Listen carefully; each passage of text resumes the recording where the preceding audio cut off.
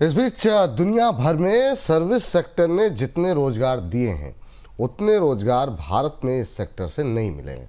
नीति आयोग की रिपोर्ट बताती है कि वित्त वर्ष 2023-24 के दौरान भारत की कुल वर्कफोर्स में सर्विस सेक्टर की हिस्सेदारी सिर्फ 30% रही है, जबकि वैश्विक औसत 50% का है। नीति आयोग का कहना है कि कोरोना महामारी के बाद भारत में रोजगार के लिए सर्विस सेक्टर का योगदान बढ़ा जरूर है, लेकिन इस सेक्टर में अब भी चुनौतियां हैं। सर्विस सेक्टर की रोजगार में हिस्सेदारी को लेकर के ये जो रिपोर्ट सामने आई है, क्या कुछ हाइलाइट्स हैं उसमें, क्या कुछ कह रही है ये रिपोर्ट?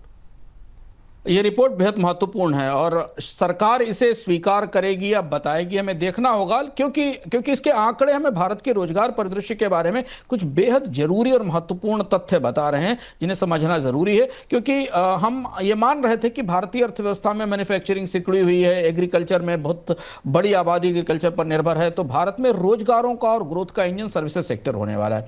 आंकड़ों के भीतर जाकर आपको कुछ दूसरी ही तस्वीर दिखाई देती। पहली चीज तो महत्वपूर्ण बात यह है कि भारत की जीडीपी में सर्विसेज सेक्टर का जितना हिस्सा है उस हिसाब से ये हिस्सा उतने रोजगार नहीं बना रहा है। हम और आप विपुल जी देखें तो हमारे सामान्य जो खर्च का एक बड़ा हिस्सा सर्विसेज पर जाता है। अगर आप अपने मंथली एक्सपेंडिचर को देखें तो 15 से 20%, 30% तक हिस्सा आप सर्विसेज पर खर्च कर रहे होते हैं, चाहे वो ट्रांसपोर्ट हो या वो ट्रेड हो या वो एजुकेशन हो, हेल्थ केयर हो, मोबाइल फोन्स हो, इन पर खर्च करते हैं।